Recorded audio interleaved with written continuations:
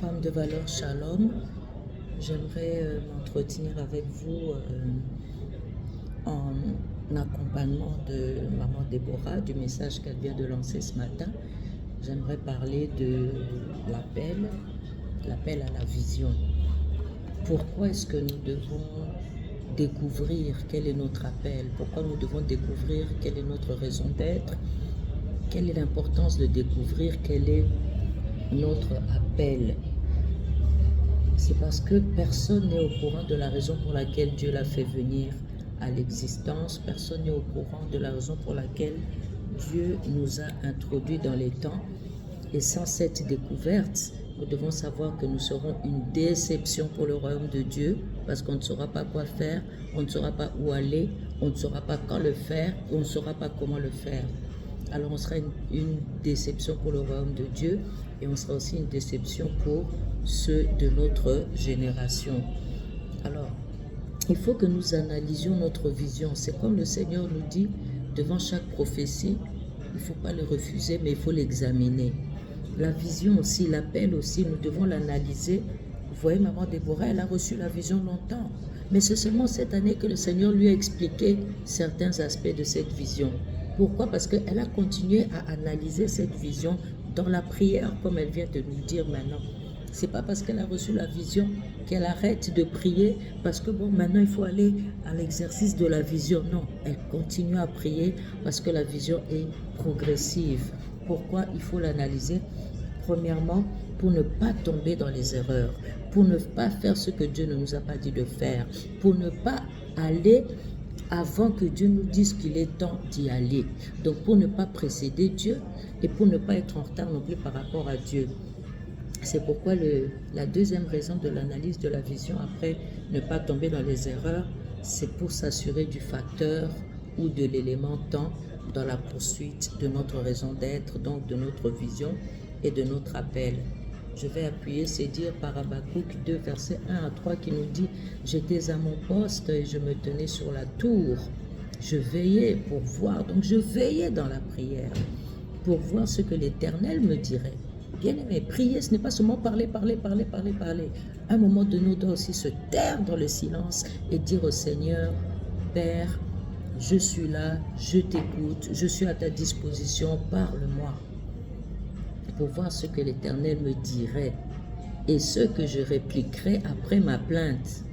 L'Éternel m'adressa la parole et il dit, écris la prophétie, grave-la sur des tables, afin qu'on la lise couramment. Nous devons, dans les femmes de valeur, avoir un gros cahier où nous écrirons tous les messages que Dieu nous donne concernant la vision des femmes de valeur.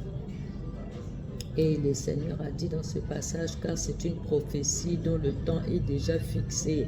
Elle marche vers son terme et elle ne mentira pas. Si elle tarde, attends-la.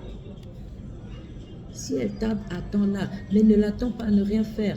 Fais déjà quelque chose où tu te sens à l'aise. Fais déjà quelque chose que tu as le plaisir de faire. Travaille déjà dans le ministère de quelqu'un, comme nous travaillons dans le ministère de Maman Déborah. Le Seigneur a dit, si elle tarde, attends-la, car elle s'accomplira.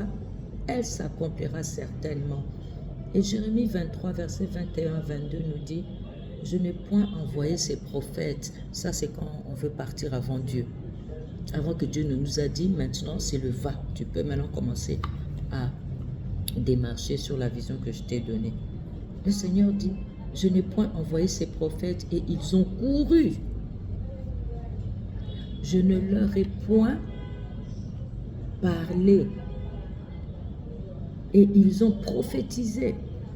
S'ils avaient assisté à mon conseil, ils auraient dû faire entendre mes paroles à mon peuple et les faire revenir de leur mauvaise voie, de la méchanceté de leurs actions. Bien-aimé, tant que tu n'as rien entendu, que tu n'as rien vu, reste au pied de la servante de Dieu qui a déjà la vision et marche selon cette vision.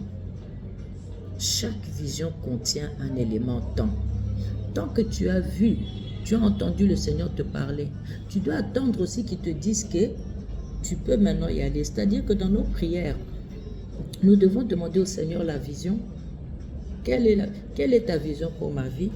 Nous devons aussi lui demander le où. Où est-ce que tu nous envoies? Chez quelle sorte de personnes tu nous envoies? Et puis nous devons lui demander quoi? Quel est le message qu'on va leur dire? C'est quoi le message spécifique qui est dans la Bible sur lequel moi je dois marteler dans ma vision, dans mon appel? Et puis nous devons lui demander quand. Quand est-ce que tu me permettras de quitter mon église pour créer une autre église, pour bâtir une autre église? Quand est-ce que tu me permettras de quitter mon père ou ma mère spirituelle pour devenir aussi mère ou père spirituel? Le quand, c'est très important. Tant que le Seigneur ne t'a pas donné le go, bien-aimé, reste au pied du serviteur ou de la servante de Dieu. Alors pourquoi l'appel? Pourquoi la vision? En quoi est-ce que c'est important? Premièrement, c'est pour marcher dans les sentiers de la vie. On a besoin d'avoir cet appel pour être sûr qu'on marche avec Dieu. Et Dieu, c'est le chemin, c'est la vie, c'est la vérité. Proverbe 12, 28 nous dit, la vie est dans le sentier de la justice. La mort n'est pas dans le sentier qu'elle trace. Dans le sentier que la justice va tracer, il n'y a pas la mort dedans. Et la deuxième raison pourquoi la vision, c'est pour éviter la mort précoce et entrer dans la sécurité de Dieu. Bien aimé, la vision nous protège. La vision nous protège de la mort précoce. On ne mourra pas avant le temps que Dieu a choisi de nous rappeler à lui. Le psaume 17, verset 5 nous dit « Mes pas sont fermes dans tes sentiers, mes pieds ne chancellent point. » On est stable quand on marche dans la vision. On est stable parce qu'on voit la gloire de Dieu. C'est ici que nous allons nous arrêter aujourd'hui. Que Dieu bénisse sa parole et que Dieu bénisse la vision des femmes de valeur. À très bientôt. Bye bye.